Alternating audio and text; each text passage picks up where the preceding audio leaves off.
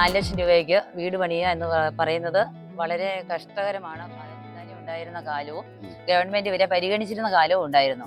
എന്നാൽ കഴിഞ്ഞ കുറേ വർഷങ്ങളായിട്ട് റബ്ബറിന്റെ വിലയിടിവ്, അതുപോലെ തന്നെ ടാപ്പിംഗ് തൊഴിലാളികളെ കിട്ടാതെ വരുന്നു.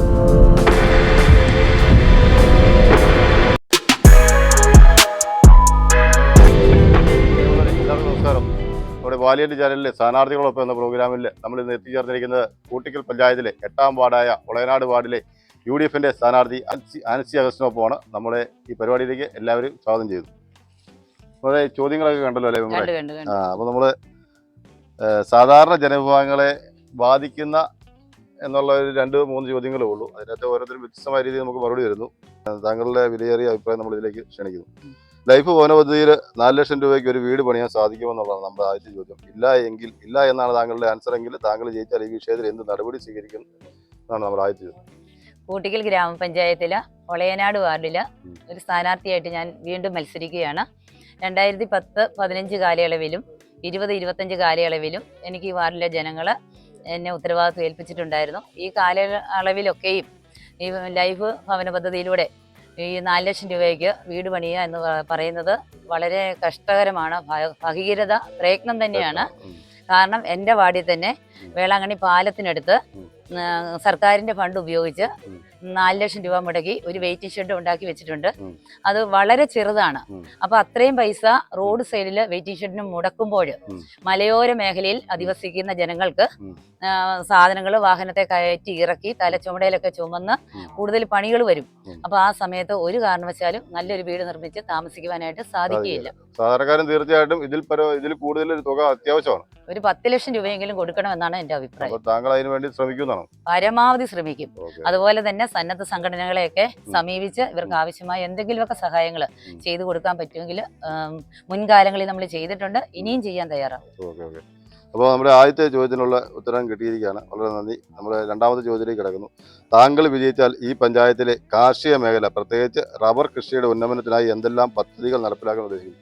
നമ്മൾ റബ്ബർ കൃഷി എന്ന് നമ്മൾ പ്രധാനമായി പറഞ്ഞു കഴിഞ്ഞാൽ നമ്മൾ കൂട്ടിക്കൽ പഞ്ചായത്തും സമീപത്തുള്ള എല്ലാ പഞ്ചായത്തുകളും കൂടുതലായിട്ടുള്ളത് റബ്ബർ കൃഷിയും റബ്ബർ കർഷകരും ഒക്കെയാണ്. അപ്പോൾ അതുകൊണ്ട് അവർ നേരിടുന്ന പ്രശ്നങ്ങൾ ഈ നാട്ടുകാർക്ക് നല്ലോണം അറിയാം, പുറത്തുള്ള നാട്ടുകാർക്ക് എല്ലാവർക്കും അറിയണമെന്നില്ല. അപ്പം അതിനെക്കുറിച്ചാണ് നമ്മുടെ രണ്ടാമത്തെ ചോദ്യം.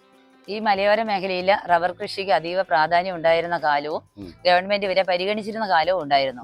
എന്നാൽ കഴിഞ്ഞ കുറേ വർഷങ്ങളായിട്ട് റബ്ബറിന്റെ വിലയിടിവ്, അതുപോലെ തന്നെ ടാപ്പിംഗ് തൊഴിലാളികളെ കിട്ടാതെ വരുന്നു. മറ്റ് മേഖലകളിലേക്ക് ഇവർ ജോലി തേടി പോകുന്നു. അതുകൊണ്ട് ഒരു വില നിലവാരം ഉയർത്തിക്കൊണ്ട് തന്നെ കർഷകർക്ക് ആവശ്യമായ ആനുകൂല്യങ്ങളൊക്കെ നൽകിക്കൊണ്ട് തന്നെ ഈ നമ്മൾ മുന്നോട്ടേക്ക് പോകേണ്ടതുണ്ട്. അതുപോലെ തന്നെ ഈ മേഖലയ്ക്ക് സമ്മിശ്ര കൃഷിക്ക് അതീവ പ്രാധാന്യം കൂടി കൊടുത്തു പോവുകയാണെങ്കിൽ നമുക്ക് മുന്നോട്ട് വിജയിച്ചു വരാനായിട്ട് സാധിക്കും. ഇടവിള കൃഷി അതാണ് ഉദ്ദേശിക്കുന്നത്. ഇടവിള കൃഷിയും കൂടെ ചെയ്യണം. അപ്പോൾ നമ്മുടെ 2 ചോദ്യങ്ങളിൽ ഉത്തരം കിട്ടി. അപ്പോൾ നമ്മൾ മൂന്നാമത്തെ ചോദ്യത്തിലേക്ക് കിടക്കുകയാണ്. താങ്കൾ വിജയിച്ചാൽ ഈ വാർഡിൽ ആദ്യം നടപ്പിലാക്കാൻ ഉദ്ദേശിക്കുന്ന പദ്ധതി എന്താണ്? നമ്മൾ മത്സരാർത്ഥിയായിട്ട് രംഗത്തിറക്കുമ്പോൾ തീർച്ചയായിട്ടും നമ്മുടെ മുൻപരിചയവും കാര്യങ്ങളൊക്കെ ഉണ്ട്. അപ്പോൾ പുതിയതായിട്ട് നമ്മുടെ ഈ വാർഡിൽ നടപ്പിലാക്കാൻ ഉദ്ദേശിക്കുന്ന സ്വപ്ന പദ്ധതി എന്താണ്? ഞാൻ വിജയിച്ചു വരുമ്പോൾ ഞാൻ താമസിക്കുന്നത് ഒരു മലയോര മേഖലയിലാണ്. അവിടെ ഒരു റോഡ് പോലും ഇല്ലായിരുന്നു, നടപ്പുവഴി മാത്രമായിരുന്നു. അത് ഞങ്ങൾ 2010-15 കാലയളവിൽ 2 കിലോമീറ്റർ റോഡ് അവിടുത്തെ പ്രദേശവാസികളുടെയും നാട്ടിലെ നല്ലവരായ ആളുകളുടെയും സഹായത്തോടു കൂടി നിർമ്മിച്ച് അത് ഗതാഗത യോഗ്യമാക്കി കുറേ ദൂരം കോൺക്രീറ്റ് ചെയ്തു, കെട്ടുകളൊക്കെ ചെയ്ത് നല്ല ഭംഗിയായിട്ട് പോയി. അതുകൊണ്ട് ആ മലയോര മേഖല ഇപ്പം ഏന്തിയാറുമായിട്ട് ഏറ്റവും അടുത്താണ് എത്തിയിരിക്കുന്നത്. അതുപോലെ തന്നെ 10-15 കാലയളവിൽ ഈ നാട്ടിലെ ജനങ്ങളുടെ സഹായത്താൽ സ്വന്തമായിട്ടൊരു അംഗൻവാടി ഇല്ലായിരുന്നു. അത് സ്ഥലം കണ്ടെത്തി കെട്ടിടം നിർമ്മിച്ചു. ഇപ്പൊ അതിന്റെ 2ാം നില പണിയുന്നതിന് വേണ്ടി പൈസ വെച്ച് എഗ്രിമെന്റ് ഉറപ്പിച്ചിട്ടുണ്ട്. മൂന്നാമത്തെ കാര്യം, നമ്മുടെ ഈ ഗ്രാമപഞ്ചായത്ത് ആരംഭിച്ച കാലം മുതൽ നമുക്കിവിടെ ഒരു മൃഗാശുപത്രി ഇല്ല. ഈ മലയോര മേഖലയിൽ ധാരാളം ആളുകൾ മൃഗങ്ങളെ വളർത്തി ജീവിക്കുന്നവരാണ്.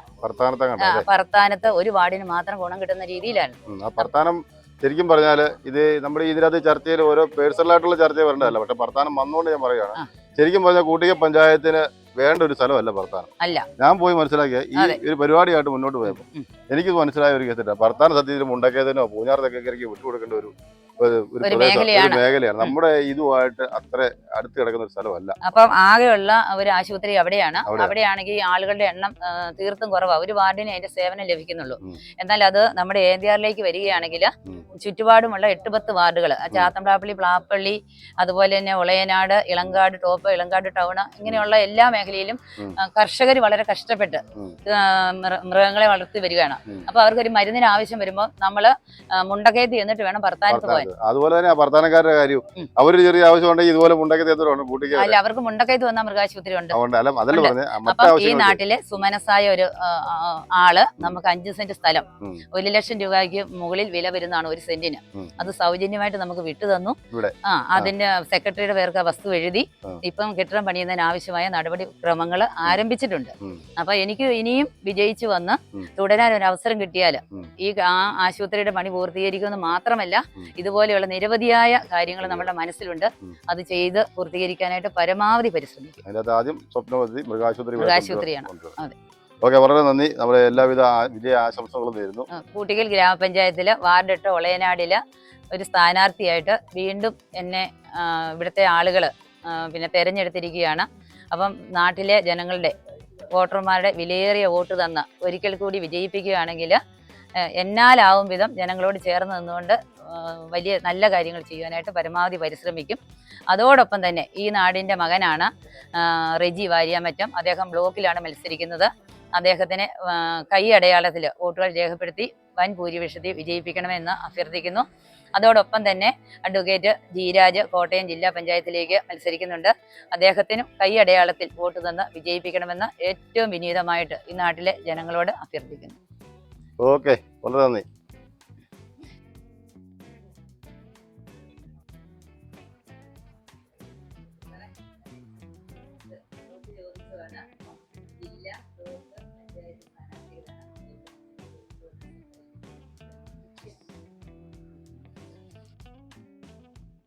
La la